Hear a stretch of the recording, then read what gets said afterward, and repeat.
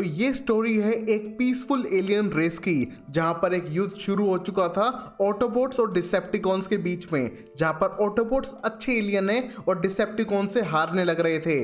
तभी ऑटोबॉट्स की आखिरी उम्मीद एक ऑटोबॉट शिप स्पेस में भेज दी जाती है, जिसके अंदर एक कार्गो था जो उनके प्लानेट और उनकी रेस को बचा सकता है। बट तभी डिसेप्टिकॉन्स ने उसे तोड़कर उनकी लास्ट होप को स्पेस में ही जाने दिया, जहां पर उसका कोई नामो निशान नहीं है। और फाइनल डेज तक डिसेप्टिकॉन की जीत हुई, बट प्लानेट तो अब लगभग खत्म होने की कगार पे था, तो कुछ भी नहीं बचा। यहाँ पर अर्थ में 1961 में वही शिप मून पे क्रैश होता है, जिसे रशिया और अमेरिका नोटिस कर पाता है और अपने स्पेस रेस को बिल्ड करता है, जिससे कि वो उस क्रैश शिप को स्टडी कर सके। यहाँ पर पहले अमेरिका पहुंचकर पता लगा लेता है कि वो दुनिया में अकेले नहीं है। यहाँ पर एक और एलियन रेस है जो मेटलिक है, जिसको स्टडी करने के बाद सीधा वापस आते हैं और सीक्रेट फाइल्स को सीक्रेट ऑर्गेनाइजेशन को देते हुए सारी बातों को सीक्रेट रखते हैं। यहाँ धीरे धीरे एलियन का आना जाना बढ़ता है और अब ऑटोबॉट्स तो सोसाइटी का पार्ट बन चुके हैं, जो अमेरिकन गवर्नमेंट को हेल्प करते हैं पीस क्रिएट करने में और अपनी वॉर्स तक को लड़ने में। बट नॉर्मली ऑटोबॉट्स डिसेप्टिकॉन्स को ढूंढ के मारा करते हैं।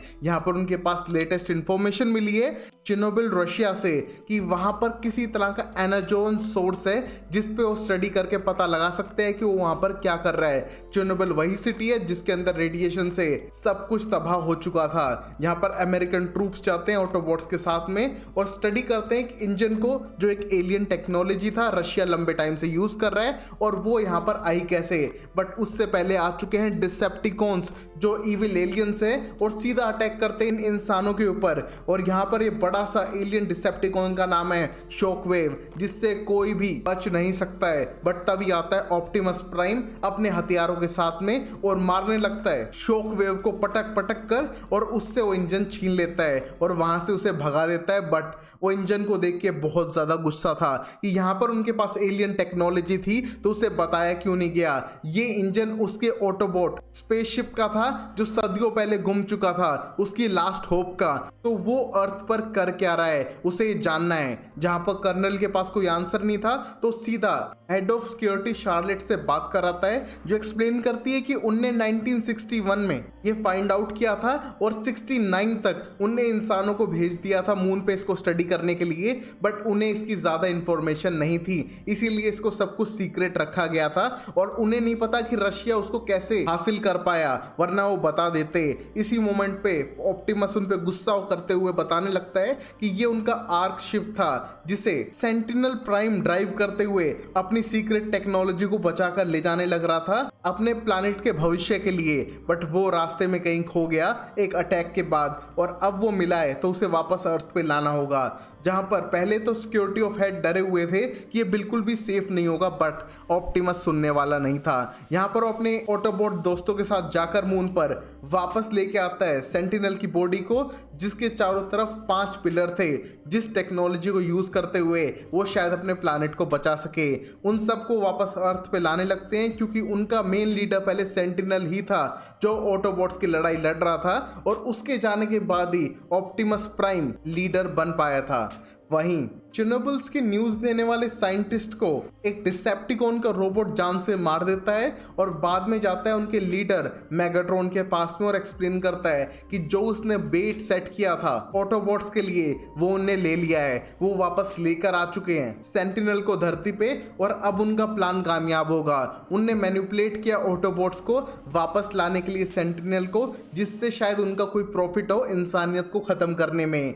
जहां पर धीरे धीरे मेगाट्रॉन हील हो रहा था और रेडी हो रहा था इंसानियत और ऑटोबॉट्स को हराने के लिए। वहीं लेजर बीक, जो डिसेप्टिकॉन्स का उड़ने वाला रोबोट है, उसे ऑर्डर देता है सारे इंसानों को जिनने भी उनके अंडर काम किया था उन सबको मार डाले।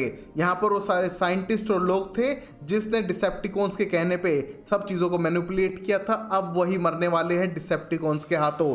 जहाँ पर ये सीधा जाने लगता है कि एक साइंटिस्ट को उनके घर में घुस के मारने के लिए। वहीं हम सैम को भी देख पाते हैं जो सालों से अपनी नॉर्मल लाइफ में वापस जाने की ट्राई कर रहा है, बट ऐसा हो नहीं पा रहा है क्योंकि उसका ब्रेकअप हो चुका है मकेला के साथ में। प्रेसिडेंट से मेडल भी मिल चुका है, बट अब उसे जॉब नहीं मिल रही है। यहाँ पर उसकी गर्लफ्रेंड कार्ली तक के पास जॉब है, बट उसके पास ना जॉब है ना अच्छी गाड़ी है, और दो छोटे छोटे रोबोट घर में रखे हुए हैं जो उन्हें सिर्फ तंग करने के सिवाय कुछ नहीं करते हैं। यहाँ पर सैम के पेरेंट्स भी उस पर थोड़े निराश हैं कि उसे एक जॉब नहीं मिल रही है। इतनी पढ़ाई पे पैसा खर्च कर दिया, मेडल वेडल भी मिल गया, बट कहाँ है जॉब, कहाँ है पैसा। जिससे फ्रस्ट्रेट होते हुए वो कई सारे इंटरव्यू में फेल होते हुए लास्ट में एक जॉब ले ही लेता है, सिर्फ एक असिस्टेंट की, जहां पर वो जॉब में सिर्फ पेपर पकड़ाते हुए घूमेगा। बट उसे ये भी मंजूर थी पेरेंट्स के तानों के सिवाय। यहाँ पर वो जॉब करने लगता है और अपनी गर्लफ्रेंड को ये गुड न्यूज देने के लिए उसके ऑफिस में जाता है, जहां पर उसका ऑफिस एक नंबर था। उसका बॉस उस पर लाइन मार रहा था, जिस सबको कार्ली फुल इग्नोर कर रही है क्योंकि उसकी जॉब अच्छी और कन्वीनियंट थी, जो सैम को बिल्कुल भी पसंद नहीं आ रही है। उसका बॉस डैलियन सैम की कार और उसकी हालत देख के उसे जॉब देने के लिए भी रेडी है, बट सैम उस जॉब के ऑफर को मना करते हुए अपनी खटारा गाड़ी में अपनी गर्लफ्रेंड के साथ वापस जाने लगता है, जहां पर कहीं ना कहीं उसका बॉस उस पर नजर बनाए हुए था। और अगले ही दिन जहां सैम की बोरिंग जॉब चलने लग रही थी, उसके पास जेरी वोंग नाम का बंदा आता है, मिसबिहेव करते हुए उसे जबरदस्ती बाथरूम में लेके जाता है और उसे देता है एक सीक्रेट नोट कि किस तरह डिसेप्टिकॉन उसकी जान के पीछे पड़े हैं और उसको डॉक्यूमेंट रखने पड़ेंगे। यहाँ पर उसे पता है कि सैम कौन है, उसके लिंक अच्छे रोबोट्स के साथ है, वो शायद डिसेप्टिकॉन्स को हरा सके और अब उसका पीछा ना करे, सिर्फ एक्शन ले।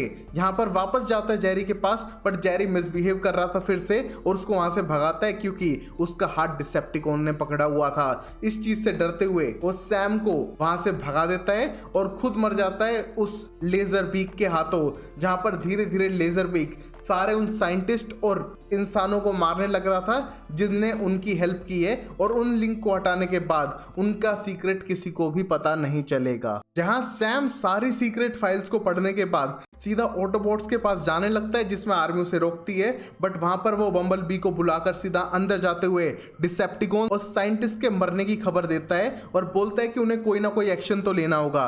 जहां पर शार्लेट उन्हें बिल्कुल भी पसंद ना करते हुए भगाने की कोशिश करती है, बट तभी कर्नल उन्हें रोक लेता है और बताने लगता है कि डिसेप्टिकॉन्स पे कोई ना कोई एक्शन तो उन्हें लेना ही होगा। जहां पर प्राइम उन्हीं के सामने सेंटिनल प्राइम को अपनी की से जिंदा कर देता है। यहाँ पर सेंटिनल घबराया हुआ था उठने के बाद, बट तभी उसे ऑप्टिमस एक्सप्लेन करता है कि सब कुछ सही हो चुका है, उन्हें अर्थ पे शरण मिल चुकी है, इंसान उनकी हेल्प कर रहे हैं, सेफ है वो लोग। जहां पर बम्बल बी सैम के साथ वापस सेफ्टी के लिए जाने लगता है क्योंकि अगर सैम तक कोई पंगा आया तो शायद ऑप्टिमस को अच्छा नहीं लगेगा।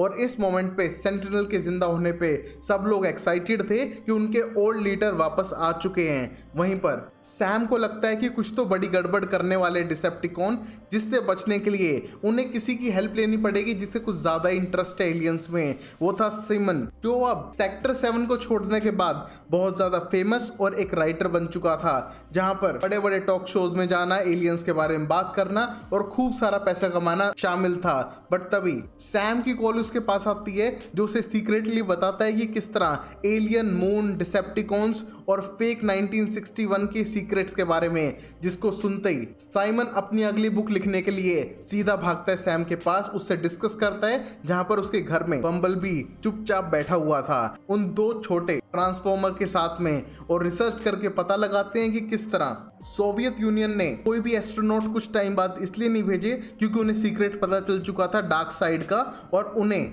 अपने सारे एस्ट्रोनॉट को मना करना पड़ा। उनमें से 2 एस्ट्रोनॉट तो छुप के अमेरिका में ही रहने लग रहे हैं, जिनकी लोकेशन वो फाइंड कर चुके थे इंटरनेट पे, और उन्हें ढूंढकर उनसे पता लगाना होगा और एलियन टेक्नोलॉजी के बारे में, जहां पर उन्हें पता चलता है कि किस तरह बहुत सारे पिलर थे मून पे उस शिप के अंदर, जिन्हें डिसेप्टिकॉन धीरे धीरे करके लेकर आ चुके थे, बट उनने सेंटिनल को वहीं पर छोड़ दिया और उन 5 मेन पिलर्स को भी, जिसके बारे में ऑटोबॉट्स को नहीं पता है, शायद कोई बड़ी गड़बड़ है। जहां पर सैम और सिमन समझ चुके थे कि गड़बड़ ये है कि सारे पोल्स और टेक्नोलॉजी को सिर्फ सेंटिनल कंट्रोल कर सकता है, बट सेंटिनल को जिंदा करने के लिए उन्हें प्राइम की जरूरत पड़ेगी उस की के साथ में, तो उससे ऑटोबॉट्स के हाथों सौंपना ही पड़ेगा।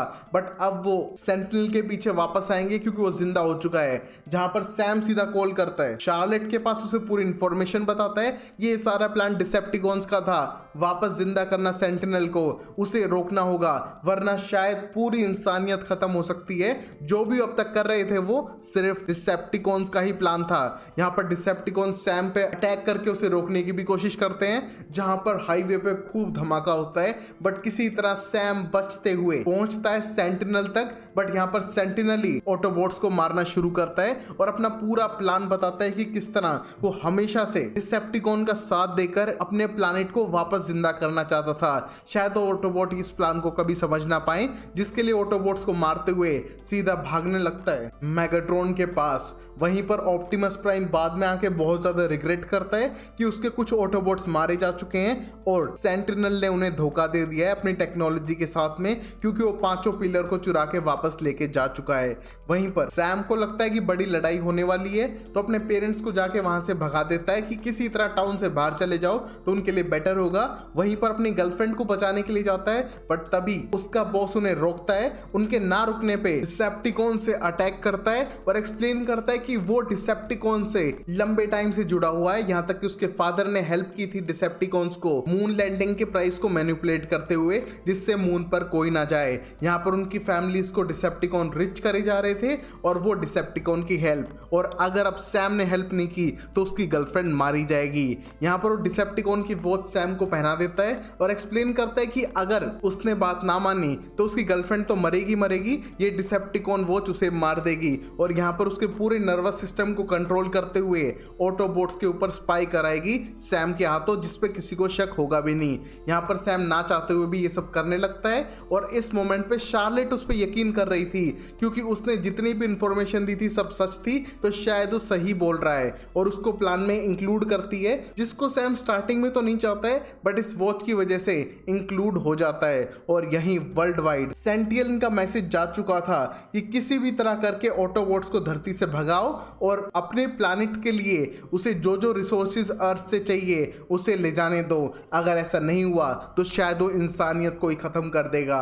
जहां पर गवर्नमेंट मिलके कुछ नहीं करती है सिर्फ ऑटोबॉट्स को भगाने के सिवाय। हम देखते हैं यहाँ पर ऑटोबॉट्स को ना चाहते हुए भी गवर्नमेंट्स भगाने लग रही थी स्पेस में, जिससे कि लड़ाई शुरू ना हो डिसेप्टिकॉन के साथ में। और इस मोमेंट पे सैम को लगता है कि किसी तरह ये सारे ऑटोबॉट्स वापस आएंगे, बट तभी ऑप्टिमस प्राइम साफ करता है कि अगर उनके वर्ल्ड के लीडर्स ने चुन ही लिया है उनको भगाने का तो चले जाएंगे इस प्लैनेट को छोड़कर। उनने अपनी शिप को अच्छे से री इंजीनियर कर दिया है जिससे कि वो अर्थ को छोड़ के जा सके। जहां पर सैम बहुत ज्यादा इमोशनल था और वॉच से मैनिपुलेट होते हुए कई सारे क्वेश्चन भी करता है, बट ऑटोबॉट्स का साफ था कि वो अब अर्थ को छोड़ के जा रहे हैं। और जैसे वो जाने लगते हैं उनके ऊपर स्टार्क स्ट्रीम अटैक करके मार डालता है, जिसको देख के सब लोग घबराने लगते हैं, यहाँ तक कि सैम भी, कि उनकी शिप पे अटैक हो चुका है तो शायद अब ऑटोबॉट्स नहीं बचे हैं और डिसेप्टिकॉन्स अर्थ पे कब्जा कर लेंगे। वैसा होने भी लगता है शिकागो सिटी में, जहां पर सारे डिसेप्टिकॉन्स ऑटोबॉट्स के मरने के बाद शहर पे कब्जा कर लेते हैं और पांचों पिलर्स को लगाने के बाद एक्टिवेट करते हैं अपनी मशीन को, जिससे कि वो अपने पूरे ग्रह को अर्थ के पास टेलीपोर्ट कर देंगे और अर्थ को कहीं ना कहीं तबाह कर देंगे और इंसानों को as a slave labour use करने वाले थे, जिससे कि उनके पास अच्छी लेबर हो प्लैनेट को रीबिल्ड करने के लिए भी और रिसोर्सेज जिनका वो पूरी तरह से यूज कर पाएंगे, क्योंकि उनका ग्रह लगभग मर ही चुका था। यहाँ पर सेंटिनल प्राइम लीड कर रहा है और शायद डिसेप्टिकॉन के लीडर की बिल्कुल भी रिस्पेक्ट नहीं बची है। यहाँ पर ये सब देख पा रहा था मेगाट्रॉन, बट उसे अपना ग्रह वापस चाहिए, जिसके लिए वो सेंटिनल के साथ काम करने के लिए भी रेडी था। वहीं सैम के हाथ से वो घड़ी उतर चुकी है और वो सीधा जाता है अपने पुराने दोस्तों के पास में जो उसकी हेल्प करेंगे शिकागो सिटी में घुसकर उसकी गर्लफ्रेंड को वापस लाने के लिए। यहाँ पर उसने पूरी टीम को रेडी कर दिया था, जहां पर शिकागो सिटी में सब लोग अपनी जान बचाकर भागने लग रहे थे।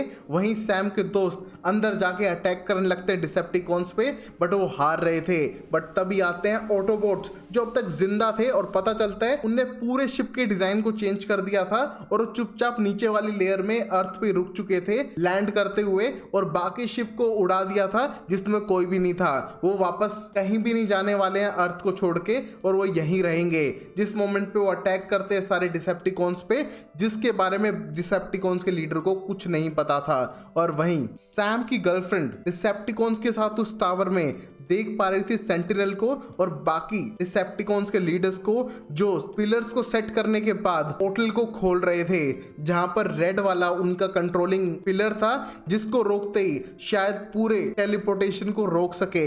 और उसी मोमेंट पे सैम बम्बलबी की हेल्प से एक डिसेप्टिकॉन मशीन को उड़ाते हुए वहां पर आता है, अपनी गर्लफ्रेंड को उठा के उसकी जान बचाता है और बाकी सब लोगों पे अटैक करते हुए उन्हें मार डालता है, यहां तक कि लेजर बीक को भी, जो उनकी नाक में दम स्टार्टिंग से कर रहा था, और वापस क्रैश करते हुए जमीन पे गिरता है। और अब उसका प्लान था कि किसी भी तरह डिसेप्टिकॉन के लीडर और सेंटिनल को हराना होगा, जिसके लिए वो बिल्डिंग में चढ़ने लगते हैं और वो बिल्डिंग पे बार बार डिसेप्टिकॉन अटैक कर रहे हैं, क्योंकि वो बिल्डिंग बिल्कुल सामने है उस टावर के, जिस पे से अटैक करके वो टावर को तोड़ सकते थे, जो डिसेप्टिकॉन होने नहीं देंगे। वहीं ह्यूमन अपनी फोर्सेस को भी भेजने लग रहे थे शिकागो में, क्योंकि उनके नेटवर्क सारे जाम कर दिए डिसेप्टिकॉन ने और उन्हें पता नहीं लग पा रहा है कि सिटी में होने क्या लग रहा है। वहीं ऑप्टिमस प्राइम उस पोल पे अटैक करके उस टेलीपोर्टेशन को रोकता है, जहां पर आधा प्लैनेट लगभग अर्थ के एटमॉस्फेयर के बहुत पास आ चुका था। अगर ऐसा ही रहा तो अर्थ किसी भी मोमेंट खत्म हो सकती थी, बट अभी के लिए ऑप्टिमस ने उसे रोक दिया था, जिसको वापस स्टार्ट करने के लिए वापस सारे डिसेप्टिकॉन भागने लगते हैं और पता चलता है कि ऑटोबॉट जिंदा है, तो अपनी आर्मी को छोटे रीजन में अटैक करने के लिए रेडी रखते हैं। वहीं पर सैम ने बाकी सोल्जर्स के साथ मिलके डिसेप्टिकॉन के सबसे बड़े ट्रांसफॉर्मर शॉकवेव को डिस्ट्रैक्ट किया, जिससे कि ऑप्टिमस प्राइम उसे जान से मार सके। वहीं अपने हाथों स्टार्क स्ट्रीक को भी और जान से मार देते हैं और आगे बढ़ते हैं सीधा पिलर्स को गिराने के लिए। बट तभी डिसेप्टिकॉन की फोर्स पकड़ लेती है सारे ऑटोबॉट्स को और उन्हें एक एक करके मारना शुरू करती है, क्योंकि उन्हें कोई भी रिबेलियन नहीं चाहिए था। बट तभी वो बड़े से एलियन शिप को कंट्रोल करके उन पे क्रैश कराते हैं, जिसके डिस्ट्रैक्शन से ऑटोबॉट बचते हुए बाकी डिसेप्टिकॉन्स पे अटैक करके अपनी जान बचाते हैं। और इस मोमेंट तक सैम बहुत ज्यादा इमोशनल हो चुका था, क्योंकि उसके सामने बम्बलबी मरने वाला था, जिसको देख नहीं पाता और ना ही हेल्प कर पाता। अब वो बच चुका है तो थोड़ा एक्साइटेड है और अब तो डिसेप्टिकॉन को चुन चुन के मारेगा। और उन्हें रोकने के लिए वो डेलिन को रोकने लगता है वापस से पिलर को स्टार्ट करने से, और बाद में वो स्टार्ट होने पर उसे उसी पिलर की पावर से मार डालता है। यहाँ पर बाकी ऑटोबॉट्स आके उस पिलर को पूरी तरह से तोड़ देते हैं, जिससे कि ट्रांसमिशन रुक जाए और उनका प्लैनेट यहाँ पर ना आए। बट पिलर टूटते ही उनका ग्रह टूटने लगता है और वापस टेलीपोर्ट होकर अपनी ओरिजिनल प्लेस पे चला जाता है, जिससे मेगाट्रॉन बिल्कुल भी खुश नहीं था।